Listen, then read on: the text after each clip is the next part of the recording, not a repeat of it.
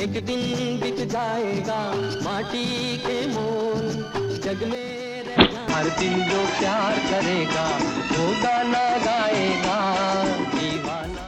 अगर कहीं बॉलीवुड के दिग्गजों की बात चले और वहां राज कपूर का जिक्र ना हो, ऐसा तो हो ही नहीं सकता।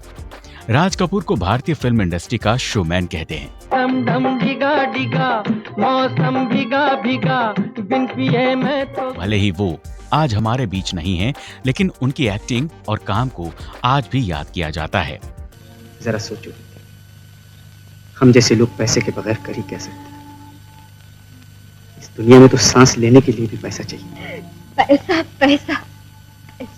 अगर राज कपूर की बनाई कुछ बेहतरीन फिल्मों की बात करें तो उनमें श्री 420, आवारा, संगम, बॉबी और सत्यम शिवम सुंदरम शामिल हैं। उन्होंने विदेशों में भी भारतीय फिल्मों का डंका बजाया था। राजू, जुदा नहीं होंगे तो फिर कैसे मिलेंगे? मैं फिलोसोफर नहीं हूं मरीना।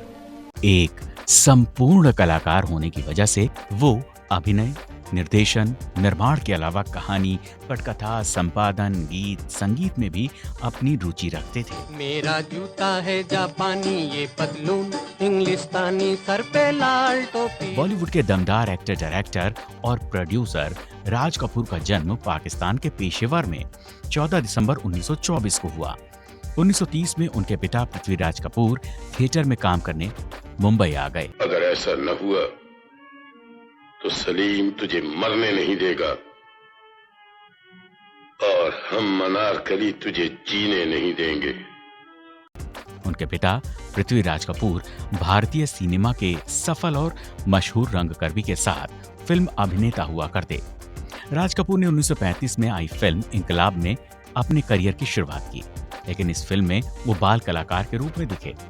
बतौर हीरो नील कमल से उनकी किस्मत खुली।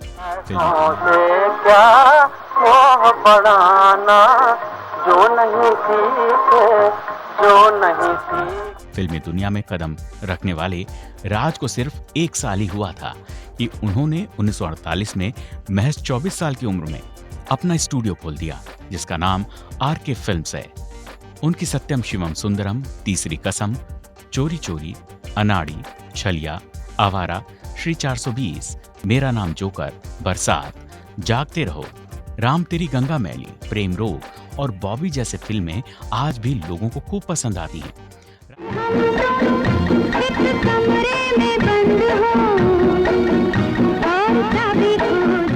राज कपूर ने एक्टिंग और डायरेक्शन के साथ साथ शानदार लेखन से भी लोगों को अपना दीवाना बनाया।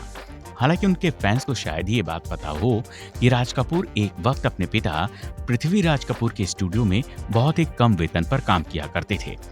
पृथ्वीराज कपूर को अपने बेटे की क्षमता पर कोई खास यकीन नहीं था। इसी वजह से उन्होंने अपने स्टूडियो में राज कपूर को झाड़ू लगाने का काम दे दिया। इसके बदले उन्हें 1 रुपए मासिक सैलरी मिलती। हालांकि बाद में राज कपूर की कला को केदार शर्मा ने पहचाना और उन्हें अपनी फिल्म नील कमल में हीरो का रोल दे दिया।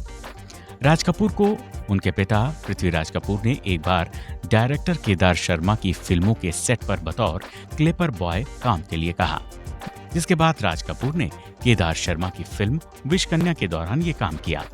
एक बार फिल्म की शूटिंग चल रही थी और इस दौरान गलती से राज कपूर का चेहरा कैमरे के सामने आ गया।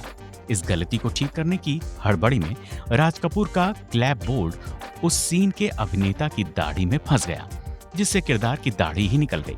मीडिया रिपोर्ट्स के मुताबिक इस बात पर डायरेक्टर केदार शर्मा इतने नाराज हुए कि उन्होंने राज कपूर को बुलाया और जोरदार थप्पड़ जड़ दिया। हालांकि बाद में उन्हें इस बात का बेहद अफसोस हुआ। अगले दिन सेट पर आते ही उन्होंने राज कपूर से अपनी फिल्म में काम करने के लिए कहा। इसके लिए राज कपूर ने हाँ कर दी, जिसके बाद फिल्म नीलकमल में उन्होंने काम किया। इस फिल्म में उन्होंने बेहद खूबसूरत अदाकारा मधुबाला के साथ स्क्रीन शेयर की।